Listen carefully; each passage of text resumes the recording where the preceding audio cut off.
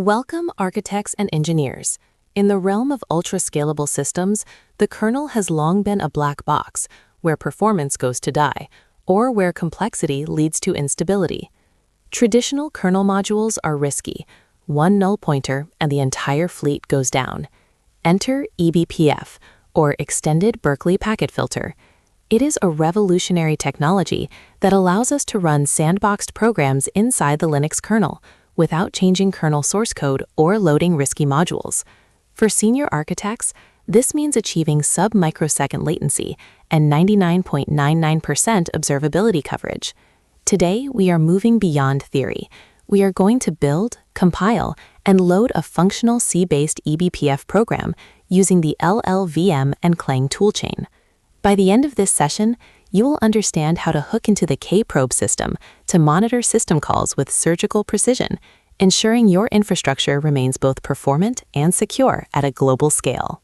To write effective eBPF, you must understand the underlying virtual machine. The eBPF VM is a register-based machine, consisting of 11 64-bit registers, a program counter, and a 512-byte stack. Register R0 stores return values, while R1 through R5 are used for function arguments. This architecture is designed to be mapped directly to hardware registers on x86-64 and ARM64, ensuring near-native execution speed. When we load our C code, the verifier ensures we don't violate memory safety. We aren't just writing scripts, we are writing high-efficiency bytecode that executes at the heart of the operating system. Understanding this register layout, specifically the 512-byte stack limit, is crucial for avoiding the dreaded stack frame too large errors during compilation. This lean architecture is why eBPF can handle millions of events per second without breaking a sweat. Standard C compilers like GCC have historically lagged in eBPF support, making LLVM and Clang the gold standard for this ecosystem. To start, you need LLVM version 11 or higher, though version 15 plus is recommended for the latest core or compile once, run everywhere features. The toolchain works by taking your C code and emitting BPF-specific bitcode rather than standard x86 machine code. You will also need the kernel headers for your specific distribution to access the internal kernel structures. We use the libBPF library, which is the modern standard for loading and interacting with these programs. This setup ensures that the structs you define in your C code match the layout the kernel expects. Without a properly configured Clang target, your program will simply fail to link with the kernel's internal BPF infrastructure. Let's look at the source. Every eBPF program starts with the inclusion of Linux bpf.h. We use macro definitions like sec to tell the compiler which section of the resulting L file our function belongs to. For example, sec kprobe sysclone tells the kernel to trigger this function every time a process is forked. Inside the function, we use BPF helpers, specialized functions provided by the kernel, to perform tasks like reading memory or getting the current timestamp. Note the return value. For kprobes, an integer is expected. The code must be strictly C89 compliant in many ways, and you cannot use standard library functions like printf. Instead, we use BPF trace printf for debugging. This constraint ensures that the code remains deterministic and cannot hang the kernel in an infinite loop or access unauthorized memory addresses. Compiling for eBPF is unique. We use Clang with specific flags, G to generate debug information, O2 because the eBPF verifier requires optimization to simplify code paths, and most importantly, target BPF. The result is an ELF object file containing BPF bytecode. You can inspect this bytecode using LLVM ODump. This is a critical step for senior engineers debugging complex logic. Seeing the actual instructions like LDW or exit allows you to verify exactly what the VM will execute. If your code uses too many variables, the optimizer might spill them to the stack, and if that exceeds 512 bytes, compilation fails. Mastering the balance between code readability and the BPF instruction set limits is key to building complex infrastructure logic like firewalls or load balancers. The BPF verifier is the most sophisticated part of the eBPF subsystem. Before your program ever touches a CPU, the verifier performs a static analysis of all possible execution paths. It builds a directed acyclic graph of your code.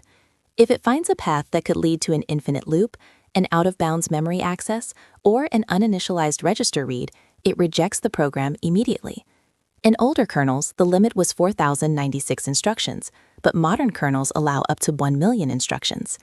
This is why we unroll loops using Pragma Unroll. The verifier ensures that no matter how complex your observability or networking logic is, it cannot crash the host operating system.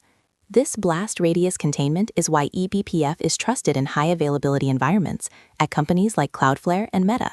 Once we have our bytecode, we need to load it into the kernel. This involves the BPF system call. While you could call this manually, LLVM provides a much cleaner abstraction. The process follows a strict lifecycle: open, load, and attach. Open reads the ELF file and initializes the maps. Load sends the bytecode to the verifier. Finally, attach hooks the program to the specified kernel event, such as a kprobe or a tracepoint. In our example, we attach to sysclone to track process creation. This separation of concerns allows you to manage multiple BPF programs and maps from a single user space control plane, enabling dynamic updates to your infrastructure logic without any downtime. You can even update the code on the fly by replacing the program attached to a specific hook. An eBPF program is stateless by default.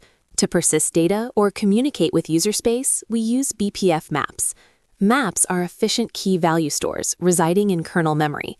There are various types: hash maps for lookups, array maps for fixed size indexing, and ring buffers for high-throughput data streaming to user space. For instance, if you're building a rate limiter, you might use a hash map where the key is an IP address and the value is a request count. The kernel updates these maps in real time, and your user space application can pull them to display metrics or adjust configurations. Maps are the bridge that turns isolated kernel probes into a powerful, coordinated distributed system component. They are designed for concurrency, allowing multiple CPU cores to update states safely and efficiently. One of the most powerful applications of the skills we've discussed is XDP, or the Express Data Path. XDP allows you to run eBPF programs directly on the network interface card driver before the kernel even allocates a socket buffer. This is the ultimate tool for DDoS mitigation. Using a simple XDP drop command, you can discard malicious packets at a rate of millions per second with negligible CPU usage. Compare this to traditional IP tables, which happens much later in the networking stack and consumes significantly more cycles. By writing a C-based BPF program that checks packet headers against a blacklist in a BPF map, you can build a carrier-grade firewall on standard commodity hardware. This is how modern high-availability patterns are implemented to protect global edge networks. We've covered the entire pipeline, from understanding the eBPF virtual machine and its register constraints, to setting up LLVM Clang, writing C code with SEC macros, passing the verifier's rigorous checks, and finally, loading and managing state with maps. This is more than just a debugging tool. eBPF is becoming the new standard for networking, security, and observability in cloud-native environments. As infrastructure moves towards sidecar-less service meshes and automated performance tuning, your ability to write and deploy eBPF will be a primary differentiator. Start small. Write a kprobe to monitor file access, then move to XDP. The kernel is no longer a closed system. It is a programmable platform, and you now have the keys to unlock its full potential at global scale.